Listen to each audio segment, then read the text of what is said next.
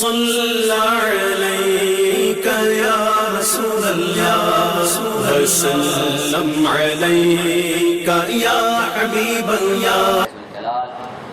ہم سب کو اپنے بارگاہ میں یوں ہی حاضر ہونے کی توفیق عطا فرمائے اور اپنے دین اور ایمان کے لیے جد و جہد کرنے کی توفیق عطا فرمائے، ہمارے دل و دماغ میں اس کی بھی جگہ بسانے کی توفیق عطا فرمائے۔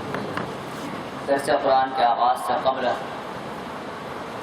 دل انتہائی مغموم ہے اس واقعے کے حوالے سے جو آج ہمارے ملک میں پیش آیا۔ ایک فن کی موت، ایک بڑا نام اسے شہادت کی جو ہے موت کی طرف لے جایا گیا۔ بہرحال یہ ہماری ایک چھوٹی سی آواز، ہم آپس میں ہی وہ دکھ درد شیئر کر سکتے ہیں اور دعا کر سکتے ہیں رب ذوالجلال ہمارے ملک کے اوپر فصل بہار عطا فرمائے، ہمارے جیتے جی ہمیں بھی یہاں پہ امن اور تحفظ اور اس کا صاحبان نصیب فرمائے۔ رب ذوالجلال کی بارگاہ میں دعا ہے کہ اللہ تعالیٰ ہمیں اور ہماری نسلوں کو محفوظ فرمائے۔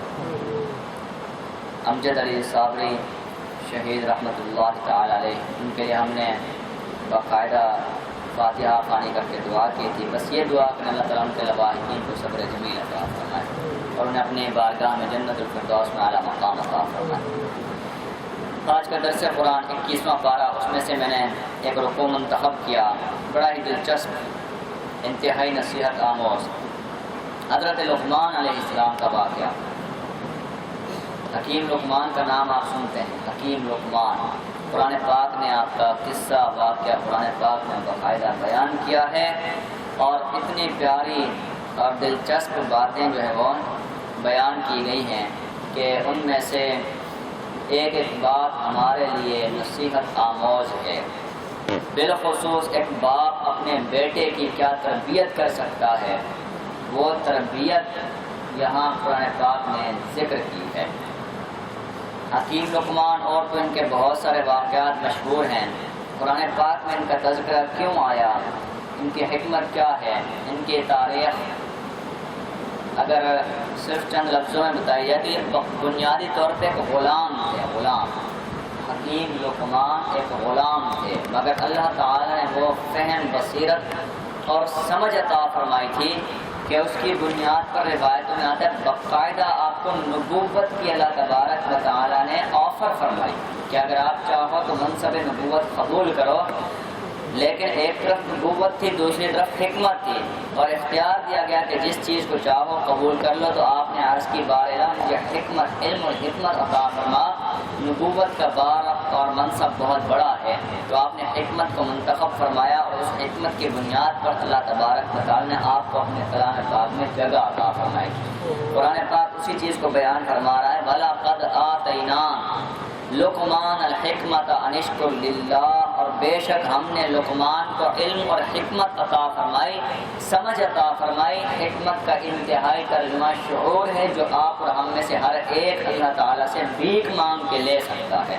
شعور اللہ کی عطا ہے، شعور نہ ڈگری میں ہے، شعور نہ ایجوکیشن میں ہے، شعور نہ یونیورسٹی میں رکھا ہوا ہے، شعور نہ کسی اور تعلیم میں رکھا ہوا ہے، شعور فقط خدا کی عطا ہے۔ چاہے کوئی پڑھ لکھ کے حاصل کر جائے، چاہے کوئی بغیر پڑھے لکھے اسکول میں جائے اس شعور کو حاصل کر لے، اگر شعور نہ ہو تو بڑے بڑے پی ایچ ڈی اسکالر بھی وہ جو ہے ان کی ساری تہذیب جو ہے وہ ٹفنوں میں آئی پڑی ہوتی ہے، جب وہ اخلاق کا معاملہ آتا ہے، جب کردار کا معاملہ آتا ہے تو وہ بھی بالکل جو ہے وہ ایسے یوں سمجھیں کہ وہ بد کلامی، طرف کلامی سے باتیں کر رہے ہوتے ہیں کہ لگ ہی نہیں ہوتا کہیں سے پڑھے لکھے انسان ہو، تو شعور اللہ کی عطا ہے۔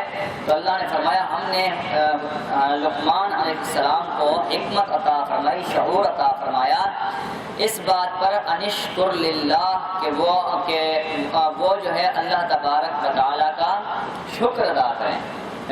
تو اس کا مطلب جسے شعور ہوتا ہے اسے پتہ ہوتا ہے کہ ہم کس کا کھا رہے ہیں۔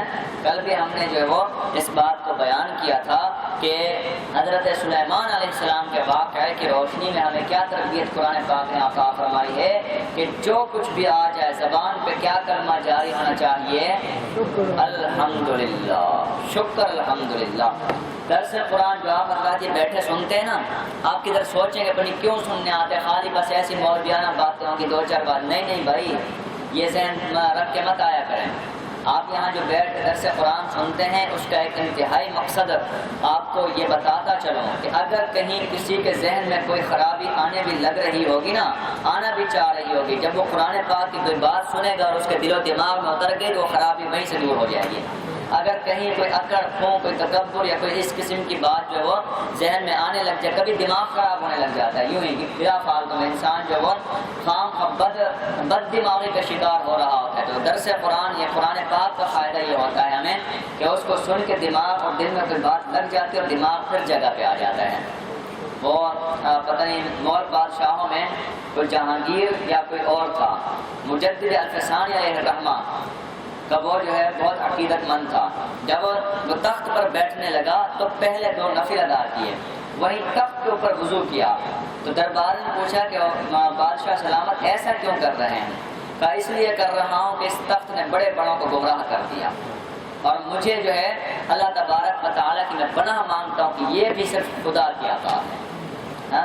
وہ حکیم لقمان، ان کی ایک بہت واقعہ بھی مشہور ہے کہ یہ غلام تھے، ہم نے آپ کو بتایا نا غلام تھے.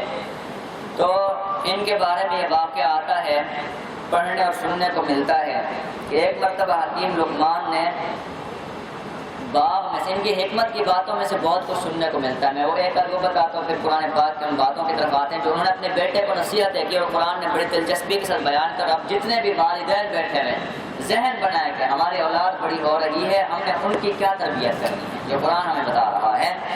تو حکیم لقمان کے بارے میں ایک حکایت تو یہ آتی ہے کہ ایک مرتبہ انہوں نے ان کے مالک کے پاس کوئی خربوزہ آیا.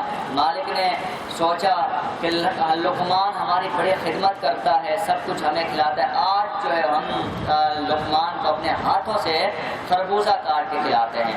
تو انہوں نے خربوزہ کاٹ کے کاشے بناتے گئے، لقمان کو دیتے گئے، لقمان بھی کھاتے چلے گئے چپ کر کے. آخری کاش جب بچی تو مالک نے کہا چلو یہ میں کھا لیتا ہوں. جب مالک نے کھایا دیکھا انتہائی کڑوی وہ کاش، وہ خربوزہ انتہائی کڑوا تھا. بڑی حیرت ہوئی مالک کو. تو لقمان سے پوچھا کہ لقمان یہ کیا ہے، یہ تو خربوزہ کڑوا ہے، تم نے ہمیں کیوں نہیں بتایا؟ انہوں نے کہا فقط اس بنیاد پر کہ آج تک جو کچھ آپ کے در سے کھایا ہے ساری ایک سے بڑھ کر ایک نعمت کھائی ہے، اگر آج مجھے آپ کے ہاتھوں سے کڑوا خربوزہ کھانا پڑ گیا تو میں اس کے اوپر کیا منہ بناتا. کتنی بڑی بات ہے. اور یہاں سے نصیحت کیا ہے، ہم رب ذوالجلال کی کتنی نعمتیں کھاتے ہیں، کتنے انعامات و اکرامات ہیں اس کے ہم پر. اگر کبھی چھوٹی موٹی کوئی تکلیف آ بھی جائے تو ہم شکوہ کرنے لگ جائیں، یہ کمال نہیں ہے بندگی کا، انسانیت کا، یہ سبق ہے. ایک اور مزاحیہ حکایت بھی آپ سے منسوب آتی ہے جو کہ حکمت کے پیکر تھے آپ، مگر اس کا وقت نہیں، ہم قرآن پاک کی طرف چلتے ہیں.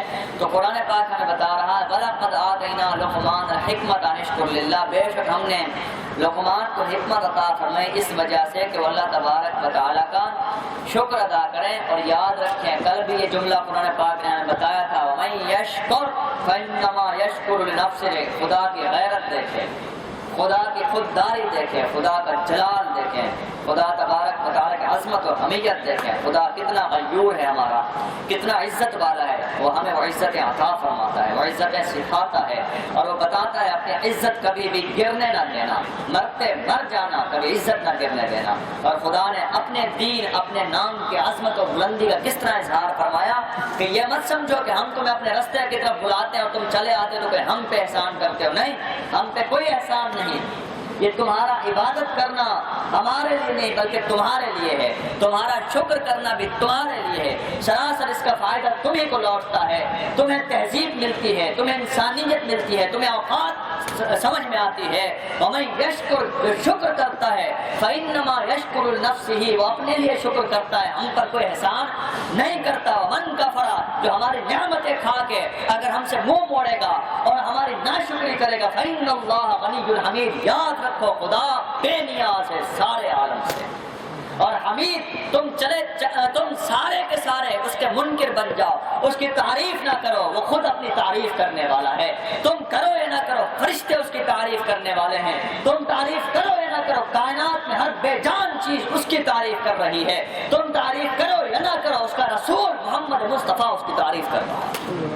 فَإِنَّ اللَّهَ غَنِيٌّ حَمِيدٌ۔ اے بندو، اگر آپ کو اس کی بارگاہ میں آنے کا موقع مل رہا ہے، خدا کی عطا سمجھا کریں۔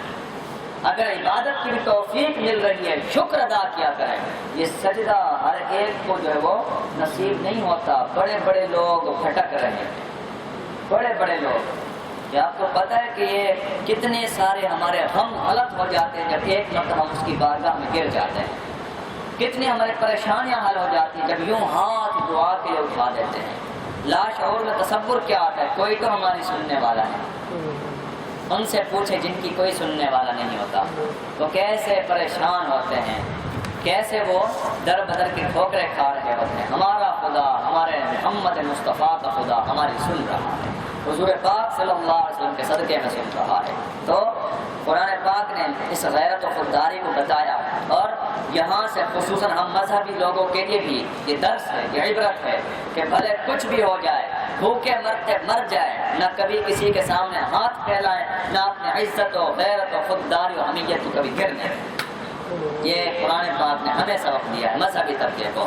اور میرے لیے آپ دعا کہ رب ذوالجلال مجھے اپنی اس غیرت و خودداری کی حفاظت کی توفیق عطا فرمائے۔ فقط ایک پیٹ کی خاطر میں کبھی اس کو گنوا نہ دوں، کبھی جو ہے وہ میں کسی کے پیچھے جا کے اپنی عزت کو کم نہ کر دوں۔ اللہ تعالیٰ مجھے حفاظت کی توفیق عطا فرمائے۔ میں قرآن پاک کے صدقے دعا کرتا ہوں۔ اب آگے قرآن پاک فرماتا ہے وَإِذْ قَالَ لُقْمَانُ لِابْنِهِ وَهُوَ يَعِظُهُ۔ قرآن پاک بتاتا ہے لقمان اپنے بیٹے کو نصیحت کر رہے تھے۔ کیا نصیحت؟ اے میرے بیٹا، یا بنیا لا تشرک باللہ، پہلی بات زندگی گزارنے کا اصول یاد رکھ لینا، خدا کو واحد لا شریک سمجھنا، اس کے ساتھ کسی کو دوسرا خدا نہ سمجھنا۔ یہ اس وقت کی بات ہے جب حضور پاک صلی اللہ علیہ وسلم کا زمانہ نہ آیا تھا، مشرک دور تھا۔ وہ یہ کہتے ہیں لا تشرک باللہ، اللہ کے ساتھ کسی کو شریک نہ ٹھہرانا، دوسرا خدا نہ جاننا۔ ان الشرک لظلم عظیم، شرک بڑا ظلم ہے۔ اور دوسرا فرمایا ووصینا الانسان بوالدیہ، ہم نے انسان کو اپنے والدین کے ساتھ حسن سلوک کی نصیحت کی ہے کہ انسان اپنے والدین کی خدمت کر، اپنے والدین کے ساتھ نیک سلوک کر، ان کی نافرمانی نہ کرنا، ان کو تکلیف نہ دینا۔ دیکھیں یہ قرآن اپنے بچوں کو ضرور آپ جو ہے وہ کاروبار بھی دیں، اپنے بچوں کو ضرور آپ جو ہے وہ ایجوکیشن، تعلیم، اسکول سارا کچھ پڑھائیں، اس کے ساتھ قرآن کا زیور بھی دیں کہ دنیا کی کسی ڈگری نے انسانیت نہیں سکھائی، دنیا کی کسی تعلیم نے والدین کے بارے میں اہمیت نہیں سکھائی۔ اگر یہ والدین کا ادب اور فرما برداری سکھائی ہے تو قرآن نے سکھائی ہے۔ اگر قرآن بھی ان کو آپ دے دیں گے تو آپ کے کل کو وہ فرما بردار ہو جائیں گے۔ کبھی نافرمانی کرنے کا سوچا اور قرآن سامنے ہوا تو وہ سوچیں گے کہ بھائی ہمارا قرآن ہمیں یہ بتاتا ہے، تو قرآن کا زیور بھی دیں انہیں آپ۔ تو وصینا الانسان بوالدیہ، ہم نے انسان کو والدین کے ساتھ نیک سلوک کا حکم دیا۔ کیوں؟ بالخصوص ماں کے ساتھ، کہ قرآن بتا رہا ہے حملتہ امہ وہنا علی وہن، اس کی ماں نے اسے اپنے پیٹ کے اندر تہ درد برداشت کر کے اسے 9 مہینے تک اٹھایا۔ وہنن علی وہن کا بڑا ہی ایک عظیم جملہ قرآن پاک نے استعمال کیا، بوجھ پر بوجھ برداشت کیا ہے، پیٹ میں بوجھ، متلی کھانے کو دل نہیں کرتا، کمزوری پر کمزوری، اپنا بلڈ لو ہو جاتا ہے، پھر ڈلیوری ہو جاتی ہے، ماں کا خون انتہائی ضائع ہو جاتا ہے، اور اتنی نقاہت ہو جاتی ہے کہ وہ موت کے منہ میں پہنچ جاتی ہے، پھر بھی اس کے باوجود اپنے بیٹے کو پیار کر رہی ہوتی ہے، اپنے بچے کو چوم رہی ہوتی ہے۔ تو بتاؤ وہ جو 9 مہینے تک پہلے پیٹ میں اٹھانا، پھر وہ 9 مہینے ایک طرف، وہ چند لمحات جب زچگی کے ہوتے ہیں، ڈلیوری کے ہوتے ہیں، وہ ایک طرف، وہ اس پر بھی بڑی کمزوری اور بڑا خطرہ ہوتا ہے۔ تو اے انسان، آپ اور ہم ماں کے پیٹ سے آئے ہیں، قرآن اس وقت کا احساس دلا رہا ہے کہ اگر کسی کو حیا ہو، کسی کے اندر احساس ہو، فقط ایک اتنا لمحہ سوچنے کے لیے کافی ہوتا ہے جب وہ اپنی ماں کے سامنے زبان چلا رہا ہوتا ہے، جب اپنی ماں کے سامنے بول رہا ہوتا ہے، اور وہ یہ کہہ رہا ہوتا ہے کہ ماں تجھے تو پتہ ہی نہیں ہے، تجھے بولنا نہیں آتا، تجھے کیا پتا، میں بڑا سمجھدار ہو گیا ہوں۔ قرآن بتاتا ہے سمجھدار، تجھے سمجھدار بنانے والا کون ہے؟ تجھے زبان دینے والا کون ہے؟ تجھے انگلی پکڑا کے چلانے والا کون ہے؟ تیرے منہ میں وہ لقمہ غذا دینے والا کون ہے؟ جب تو لقمہ نہیں کھا سکتا تھا، تیرے منہ میں دودھ دینے والا کون ہے؟ تیری ماں ہے، تیرے باپ ہے۔ اسی لیے ہم انسان کو کہتے ہیں رب کے بعد والدین کا مرتبہ ہے۔ کیا؟ خدا کے بعد کس کا مرتبہ ہے؟ والدین کا۔ جتنا خدا کی عبادت و شکر گزاری چاہیے، اس کے بعد والدین کی فرما برداری چاہیے۔ اور فرمایا کہ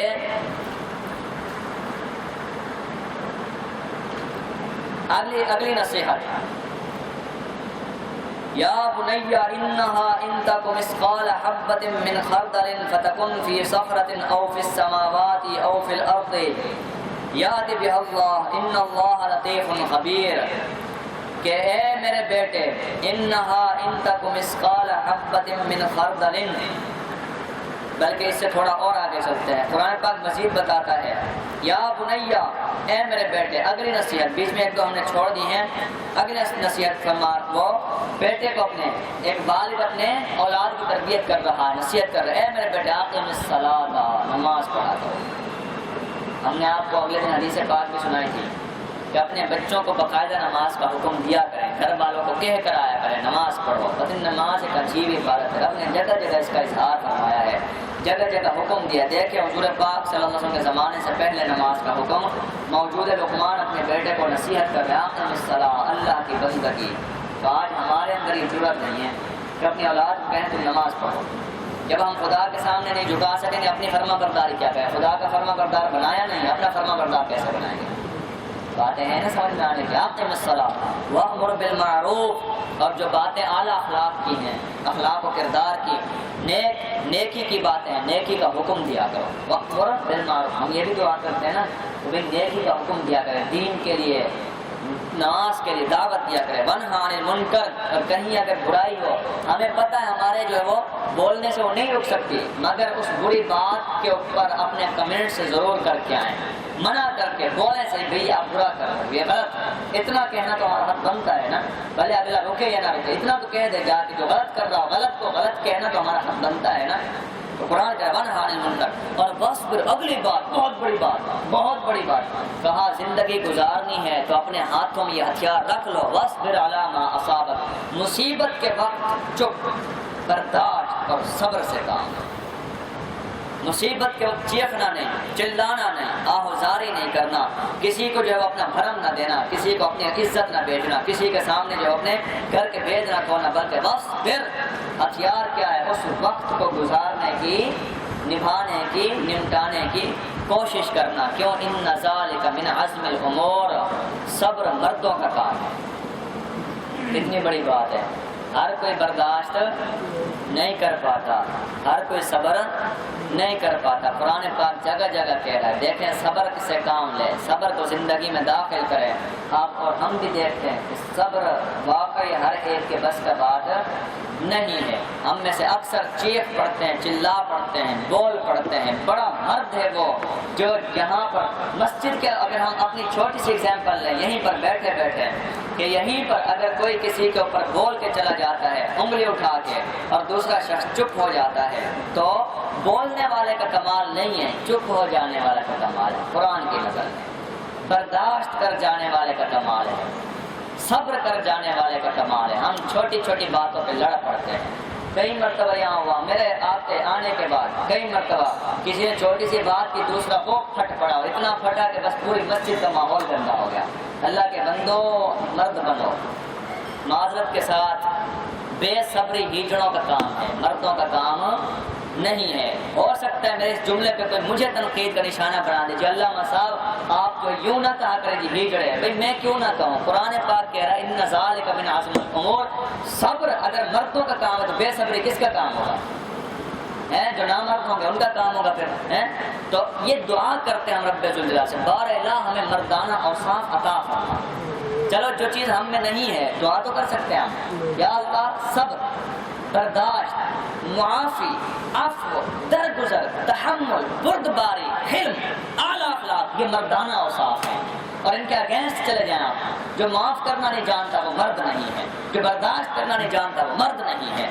جو اپنے اندر تحمل نہیں رکھتا وہ مرد نہیں ہے، جس میں ٹھنڈک نہیں وہ مرد نہیں ہے، جو دوسرے کی بات اپنے سینے پہ سہ نہیں سکتا وہ مرد نہیں ہے قرآن کی نگاہ میں۔ اور قرآن نے ہمیں مردانہ اور صاف بتائے ہیں، اعلیٰ اخلاق مرد بنانے کی کوشش کی۔ ہمارا معاشرہ کس جگہ پہ چل رہا ہے یہ الگ بات، کہ ہم میں وہ اوصاف ہیں یا نہیں، یہ اس کا یہ مطلب بھی نہیں کہ ہم آپ کو جو گرا کے جائیں۔ میں آپ کو نہیں مخاطب کر رہا، آپ نہیں ہے میرے مخاطب، معاشرے کی بات کر رہا ہوں۔ ہاں چلو ہم سن رہے ہیں تو رب ذوالجلال سے دعا تو کر سکتے ہیں، یا اللہ عطا فرما، جو چیز میرا یقین ہے، جو چیز ہمیں ہمارے پاس نہیں ہے مانگنے سے ضرور مل جاتی ہے، مانگنے سے ضرور مل جاتی ہے۔ پھر کہہ رہا ہوں مانگتے رہا کریں۔ اگر آپ کے اندر غصہ بہت زیادہ ہے، ٹھنڈک نہیں، دماغ میں بردباری نہیں ہے، تو آپ پریشان نہ ہو، رب سے دعا کریں، رب اس کو ٹھنڈا کر دے، کول مائنڈڈ کر دے۔ میرے آقا سے زیادہ بردبار کون ہوتا ہے کہ آتے تھے، بدو آتے تھے، گلے میں کپڑا ڈال کے یوں جھٹکا دیتے، گھسیٹتے تھے، کھینچتے تھے، مگر پھر بھی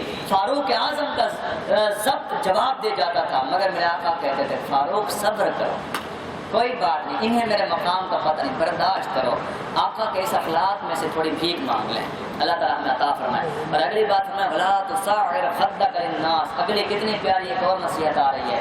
قرآن پاک کہہ رہا ہے، بتا رہا ہے ہمیں، لقمان اپنے بیٹے کو نصیحت کر رہے ہیں، اے والدین آپ کی بھی تو اولاد ہوگی، آپ میرے سامنے سفید ریش بیٹھے ہیں، آپ کی اولاد ہوگی، ان کو بٹھا کے کہا کریں کہ دیکھو اگر معاشرے میں عزت چاہیے، یہاں سے باہر نکلتے نا، قرآن پاک فارمولہ دے، اگر آپ کو عزت چاہیے، لا تصعر خدک للناس، اگر عزت چاہیے آپ کو تو دوسروں کو عزت دو۔ کتنی بڑی بات ہے، کہا لا تصعر خدک، اپنا منہ مت موڑو للناس، لوگوں سے۔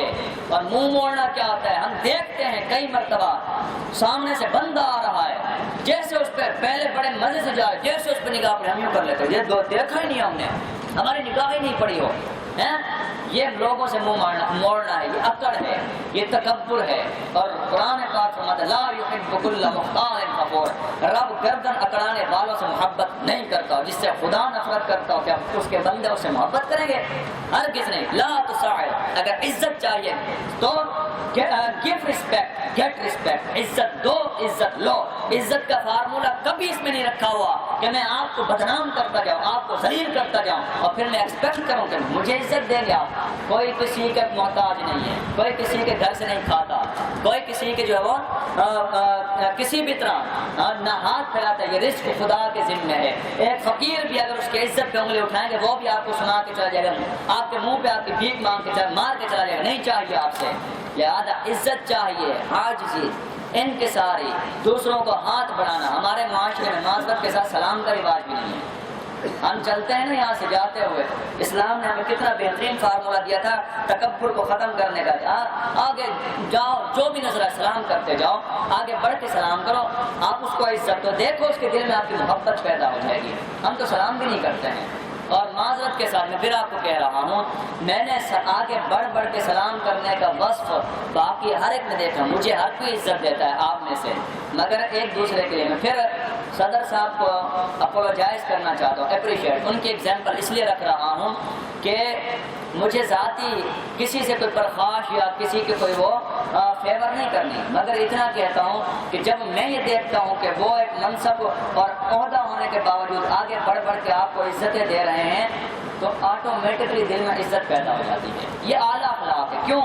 اسلام نے بتایا ہے کہ مومن وہ ہوتا ہے جو آگے بڑھ کے سلام کرتا ہے، آگے بڑھ کے دوسروں کو عزتیں دیتا ہے۔ مجھے ان کو ذاتی طور پہ میں نہیں جانتا کہ کیا ہے بیک گراؤنڈ، کیا ہے مزید، کیا صرف یہاں کا واسطہ ہے، مگر یہاں بیٹھا ہوں جس کو میں دیکھوں گا آگے بڑھ کے سلام کر رہا ہے، آگے بڑھ کے دوسرے کو عزت دے رہا ہے، آئی تھنک میں یہ سمجھوں گا کہ اسلام کا یہ ایک اصول ہے، اس پہ عمل کر رہا ہے میرے دل میں، تو اس کی عزت پیدا ہوگی۔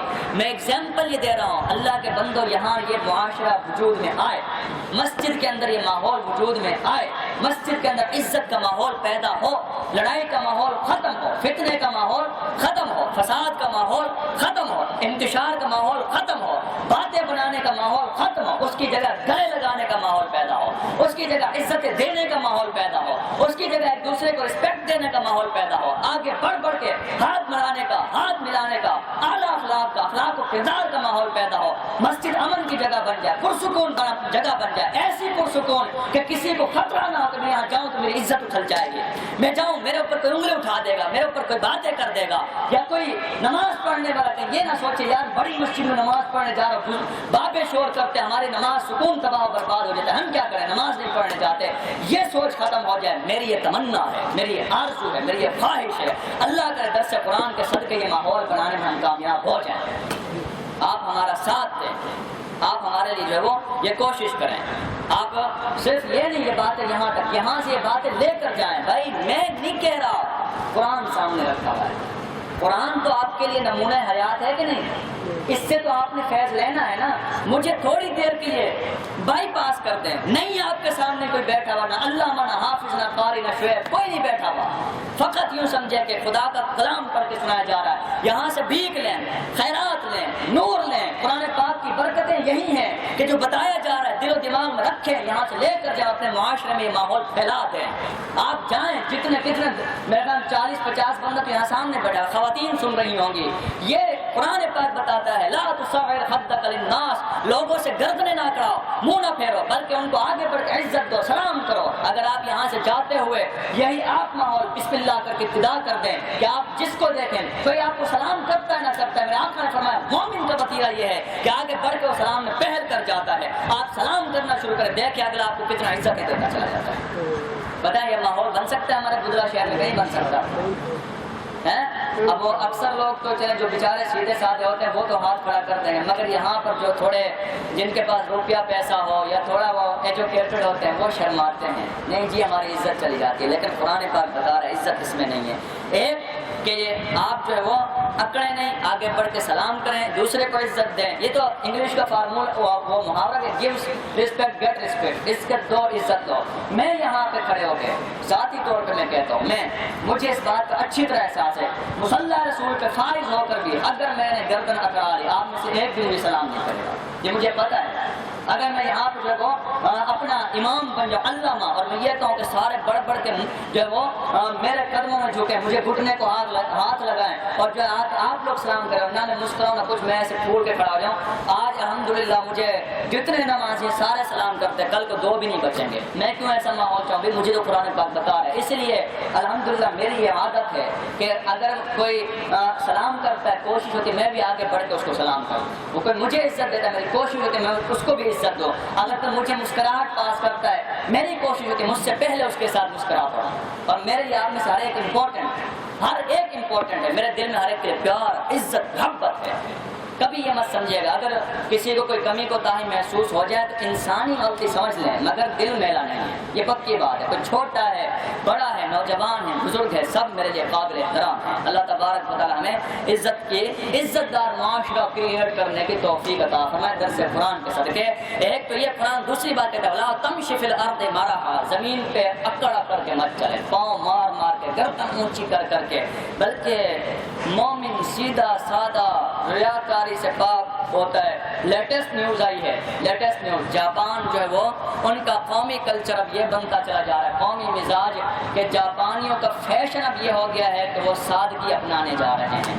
گھر میں 2 کپڑے رکھنا اور انتہائی کم پانی استعمال کرنا اور بالکل بغیر یہ کریمیں پوری ایک رپورٹ تھی۔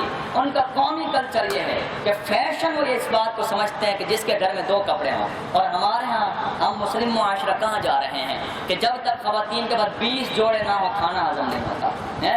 ہم جو ہے جب تک اپنے 10 جوڑے گھر میں پیچھے رکھ کے اور اگلے 10 جوڑے ایسے ضائع نہ کر رہے ہیں تب تک ہم جو ہے وہ اپنی نمود و نمائش نہیں کر سکتے۔ اسلام نے ہمیں یہ سادگی تو دی ہے، بھائی وہ کافر اسلام کو پاتے چلے جا رہے ہیں، ہم مسلمان اسلام کھوتے چلے جا رہے ہیں۔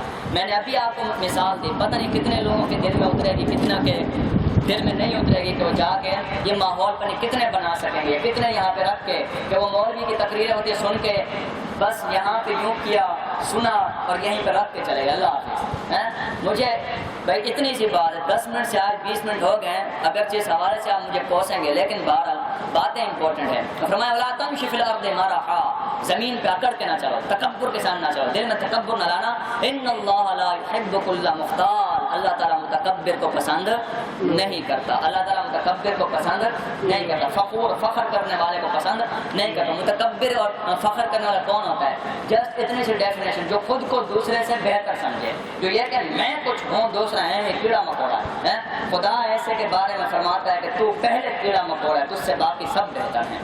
اور واقعات بڑھیں. ایک چیز اور میں آپ کے سامنے ڈیفائن کرتا ہوں. بندے کو تکبر، اکڑ اور حقیقت میں بھی فرق کرنا چاہیے. آپ کو نہیں معلوم، آپ کے اور ہمارے درمیان بیٹھا ایک ایسا بندہ بھی ہے جو مجھ سے بھی ہاتھ ملاتا ہے ایک ہاتھ کے ساتھ، لیکن مجھے پتہ ہے اس کے دل میں میرے لیے کتنا ادب و احترام ہے، وہ میں جانتا ہوں، یہ میں جانتا ہوں. اب یہ کوئی تو ایک ہاتھ ملانے کو وہ اکڑ سمجھتے ہوں گے، ہم یہ سمجھتے ہیں کہ یہ اکڑ نہیں ہے، یہ بھی ایک خودداری ہے، یہ بھی ایک مردانگی ہے، یہ بھی جو ہے وہ ایک اصول ہے. ہو سکتا ہے انہوں نے اپنی لائف جس اصول میں اسپینڈ کیا، ہو سکتا ہے ایک ہاتھ ملانا جو ہے وہ طریقہ ہے. میں اس کو سمجھتا ہوں کہ وہ ہاں ایک ہاتھ ملانا عزت کا پیمانہ ہے، اور ہم انہیں بھی معزز سمجھتے ہیں، عزت دیتے بھی عزت لیتے بھی ہیں. آپ بھی اس کا فرق سمجھیں کہ صرف ظاہری نمود و نمائش کے اوپر بھی کسی کو متکبر نہ بنا دیجیے گا، یہ بھی فرق رکھا کریں. اور ہم جانتے ہیں ایسے لوگوں کو. تو ان اللہ لا یحب کل مختال فخور، تکبر یہاں رکھا ہوتا ہے دل دماغ میں. اللہ کرے ہمارے دل سیدھے رہیں. اور آخری بات قرآن پاک میں فرمایا وقصد فی مشیک، نرم رفتار ہے، نرم رفتار. کل بھی ہم نے بتایا تھا وقصد فی مشیک، اگر عزت دار بننا چاہتے اوچھا پن نہیں. اور معذرت سے کچھ یہ خواتین میں بھی عادت ہوتی ہے، جب وہ کہیں جاتی ہیں وہ زیور پہنتے چھن چھن کرتے جاتی ہیں. قرآن پاک نے 18 پارہ گزر گیا، اس کو انتہائی سختی سے منع کیا ہے کہ اپنے زیور اگر پہن کر گئے پائلوں کی چھنکار، یہ بتا رہے ہیں کہ جی ہم نے بھی زیور پہنا ہوا ہے. یہ اوچھوں کا کام ہے، تمیزدار سلجھے ہوئے لوگوں کا کام نہیں ہے. اگر پہنا ہوا بھی ہے ٹھیک ہے، شوہر کے لیے پہنے، اپنی سہیلیوں کو بتائیں سارا کچھ، مگر یہ کہ پورے زمانے کو بتاتے چلے اور پاؤں ایسے تھاپڑ کرتے چلیں، یہ اچھا طریقہ نہیں ہے. قرآن نے منع کیا. وقصد فی مشیک، جو سلجھا ہوا بندہ ہوتا ہے، جو میچور اور سنجیدہ بندہ ہوتا ہے، وہ نرم رفتار ہوتا ہے. کیا ہوتا ہے؟ نرم رفتار. اور دوسری کوالٹی اس میں ہے کہ وغضض من صوتک، وہ نرم گفتار بھی ہوتا ہے، میٹھی اس کی آواز ہوتی ہے، میٹھا اس کا لہجہ ہوتا ہے. وہ بات کرتا ہے دوسروں کا دل موہ لیتا ہے. یہ نہیں کہ کوئی بات کرے اس کو ہر وقت جھڑک دے، نکل جاؤ، یہ کر دو وہ کر دو. اس کے لہجے میں درختگی ہو، درستگی ہو، اور وہ اس کو یہ سمجھے کہ بھئی ہم دوسروں پہ روب جھاڑ رہے ہیں، باقی آپ روب جھاڑ رہے ہیں، آپ عظمت پیدا نہیں کر رہے، حقیقی عزت نصیب نہیں ہو سکتی. ان انکر الاصوات لصوت الحمیر، جو زور زور کی بولتی ہیں یا بولتے ہیں، قرآن نے کہا کہ ہماری بارگاہ میں پسندیدہ نہیں ہے، اس لیے کہ جتنا بھی زور سے بولو، گدھے سے آواز زیادہ تیز نہیں ہو سکتی. قرآن نے کہا صوت الحمیر، حمیر عربی میں گدھے کہتے ہیں. یہ لفظ استعمال ہوا ہے کہ گدھے سے زیادہ، جب وہ ہینگنا شروع ہوتے تو پورے علاقے کو سناتا ہے. تو آپ کیوں علاقے کو سناتے ہیں تیز تیز بول کے؟ گھروں میں جب ہوں آہستہ بولا کریں، گھر کی عزت باہر نہ جائے. لڑائی بھی ہو جائے تو آہستہ سے لڑ بڑھ کے آپس میں معاملہ نمٹا دیں. میاں بیوی بالخصوص ایسے میں عورتیں زور زور سے بولتی ہیں، مرد بھی بول رہے ہوتے ہیں، اپنی عزتیں باہر اچھالتے ہیں. تو قرآن نے کہا نہیں، وغضض من صوتک. اچھا ایک معذرت کے ساتھ وضاحت کر دوں کہ ہمارے اس تقریر کو آپ وہ زور زور سے بولنا اور اس کے ساتھ تعبیر کر دیجیے گا، یہ وہ چیز نہیں ہے، یہ منصب کا تقاضا ہے، یہ ایک لہجہ ہے، ایکسینٹ ہے. جو چیز زور زور سے بولنا یا قرآن نے منع کیا وہ ہے جو سماعت کے اوپر بھاری گزرتی ہے. یعنی میں مائک اٹھا دوں اور آپ میں سے بات کریں، میں آپ کے یہ وہ چیز ہے، آپ اس کو فیل کریں کہ یہاں مسجد میں جو آوازیں بلند ہوتی ہیں پھر سماعتوں کے اوپر وہ بھاری طبیعت پہ گراں گزرتی ہے. یہ کیا ہو رہا ہے؟ آہستہ بولنا چاہیے. اس چیز کو ہے، یہ منصب کا تقاضا ہے کہ اس کو جو ہے وہ آواز کا اتار چڑھاؤ یہ طبیعت کے اندر بلکہ گھسانا ہوتا ہے، صحیح نا؟ تو اس کو کہیں دل میں یہ نہ لے جائے. علامہ صاحب بھی زور زور سے بولتے ہیں، اور میں تو جتنا بولتا ہوں اس سے زیادہ مائک بول رہا ہوتا ہے، ٹھیک ہے نا؟ اس کا اپنے بیچ میں لانا. بہرحال قرآن پاک نے ہمیں یہ کچھ عادتیں سکھا دی ہیں کہ ایک تو سلام کی عادت ڈالیں، عاجزی پیدا کریں، اور جو ہے وہ سنجیدگی اور وقار کے ساتھ چلیں، اور جو ہے وہ آہستہ اور میٹھا بولیں. یہاں وقت واغض من صوتک کا مطلب کیا؟ میٹھا بولیں، کرفت نہ بولیں، درست نہ بولیں، غصے کے ساتھ نہ بولیں، تلخی کے ساتھ نہ بولیں، لفظوں میں زہر بول کے نہ بولیں، تو تکار کے ساتھ نہ بولیں، بلکہ ادب، احترام، عزت کے ساتھ بولیں۔ اللہ پاک سے دعا ہے کہ ہمیں ان اوصاف کو اپنانے کی توفیق عطا فرمائے۔ چند منٹ زیادہ لے لیے مگر زندگی بھر کے لیے فائدہ مند ہیں۔ اللہ پاک ہمیں عمل کی توفیق عطا فرمائے۔